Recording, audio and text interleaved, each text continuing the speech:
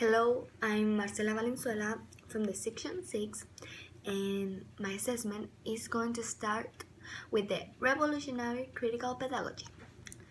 The first and the principal author is Peter McLaren, who makes an analysis where he critiques the capitalization but with a Marx focus, based on the development of human productive forces, the determination of the social of a person referring to their social relations of labor, the distribution of the wealth produced by the labor workers, the condition of production and class struggle, and other topics.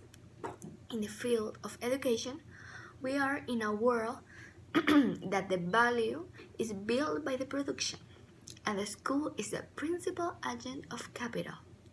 The final result of the school is make every student a labor product. The critical pedagogy is the interest of the social and economic justice by the social vision from the state and the civil society.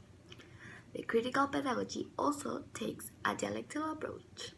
Revolutionary critical pedagogy strives for the abolition of capital as a social relation, is what Peter McLaren said.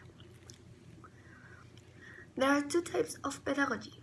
One is the pedagogy of desire, that is about teaching adjustment to exciting social relations in the case of radical politics. How teachers and students feel based on the lifestyles and consumption. It is a pedagogy of free expression that is based on the experience of the subject. The other is the pedagogy of critique, that is based on the silence and the suppress, with the critic explain the social difference and the production of transformative knowledge. The importance about the pedagogy is the quality of education that is given to the students, and the effective strategies to assess knowledge and skills.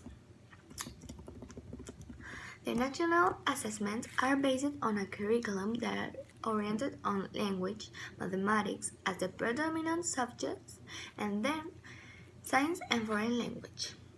The quality of learning is difficult to rate because the assessment methods and scales are designed to a standard student and is based on the knowledge levels and competence in the classroom grounded by the mentioned subjects.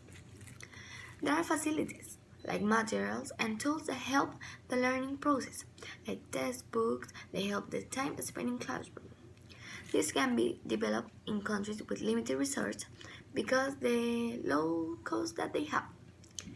For example, the textbooks, the most accessible part of the curriculum, reflect broad educational emphasis and the change in the overtime. This information is from Heinemann in 26. Thus, updating textbooks is very important, so they are aligned with the latest development in education and subject areas. This info is taken from the dossier. What I wanted to approach in this assessment is